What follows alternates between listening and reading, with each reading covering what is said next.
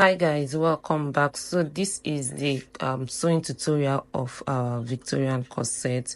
So basically, like I was saying from the previous video, you place your patterns on your fabric and then you cut all the way, leaving ½ inch by the sides, but not all, like all the fourth sides. For the upper part, I added no ½ inch allowance.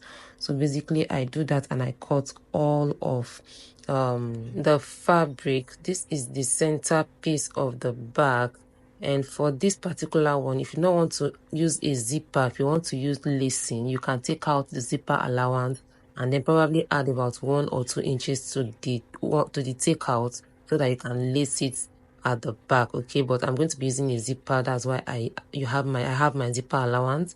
So, and this is also the this is the back part as well as the side piece of the bag.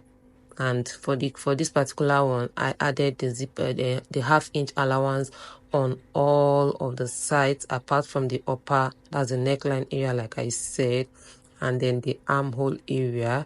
But for the two sides and the lower part, that's the down part, I added the ½ inch, and then I cut all the way. So basically this is how the cutting of all the pattern goes, and at the end of the day, this is what I have, and this is what the fabric and the fabric using the pattern cutting looks like. So it's time for us to proceed to the stitching machine. But before that, I have my interfacing on both the fabric and the piece of fabric I'm using for the lining, that the interfacing as well. Okay, so this is me trying to align every piece together. So this is the center front and this is the side of the front. I'm going to be stitching like so. Okay, so for the bust, if you like, you can use a bra cup. If you like, you can use your wadding. If you like, you can use caging, whatever you prefer. It's just your preference at this point, but for the sake of this tutorial, just because this is particularly for this tutorial, I'm not going to be using a bra cup or a caging. I'm just going to be showing you how you can stitch your Victorian corset, and that's just basically it. Whatever you want at this point, it's your choice. Okay, so this is the first stitching for the front, that's the center front to the side front. Okay, and you can see that we have our shape coming out perfectly, and I'm going to be doing the same thing to the second one. Okay, so that's basically how the stitching goes.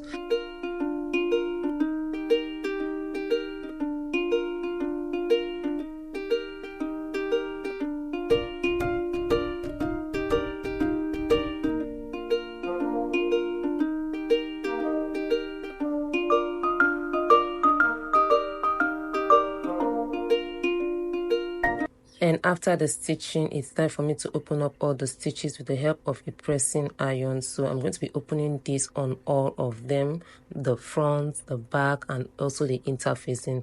So basically for your princess, your Victorian corset to come out nicely, whatever you do to the main piece of fabric, you're going to be doing that to the interfacing as well. Okay, so basically almost everything should be the same. Please do not forget to notch before you open up to iron so that every part lays flat by the time you open up. The notching helps every curve to to come out nicely the way it should. Okay, so that's basically it. Like I said, whatever I'm doing to this part, I'm going to be doing it to the piece of the interfacing as well. So this is the straight part. So for the post area, I got my ironing ham so that I can get the cup ironed out properly. Okay, so that is basically what you have to do, to all of your piece of fabric that you've stitched together.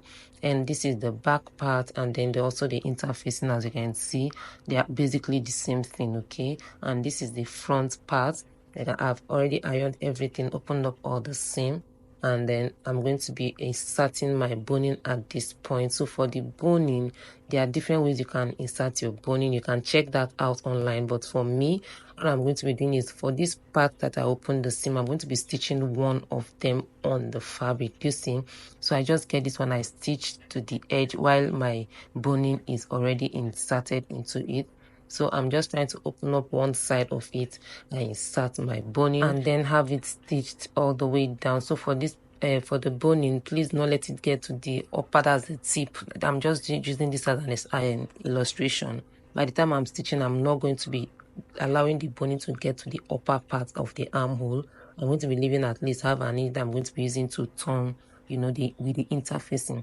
So for the placement of the boning, as you can see, the boning has its own curve already. Okay, so for the placement at the right side of the fabric, this is how the boning should look. Okay, so let me try fixing it so that you understand. So by the time you want to fix your boning, you can see how curved this boning is. The curve is convex and convex and concave. I mean, what do they call it? So for the placement, I'm going to be placing it not like this, okay, but like this at the inside, okay. So by the time I turn it outside, it's giving that snatching effect on the fabric. I hope you understand. So for the placement, like I said, I get the concave shape like so, and I place it on the inner part of the fabric. Do you get? Not the convex? Yeah, that is the convex now. Yeah, not the convex shape. So I place that and then I stitch down, okay, because if I place it the other way around, it's going to make the outer or the outer part of the fabric to look pushed forward, okay, instead of pushing it inside to give that snatching effect. Do you get?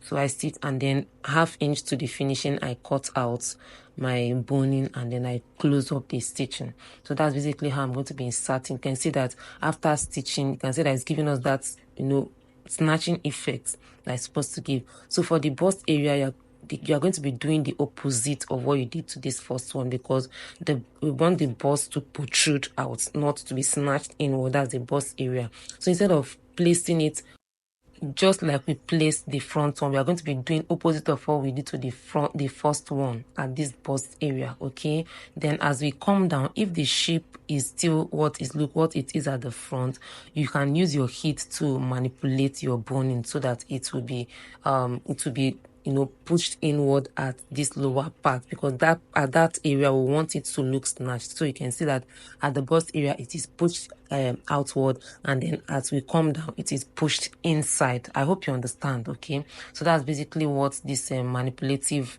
effect should give, okay. So this is me stitching, closing up the back the front neck line after placing my boning. So basically this is how you go about all your stitching. I do this to the back as well, and then I close up. So basically I do not intend to make this video as long as the pattern drafting video tutorial, okay. So I just did this to show you basically what you need to do to achieve your Victorian corset effect on this top.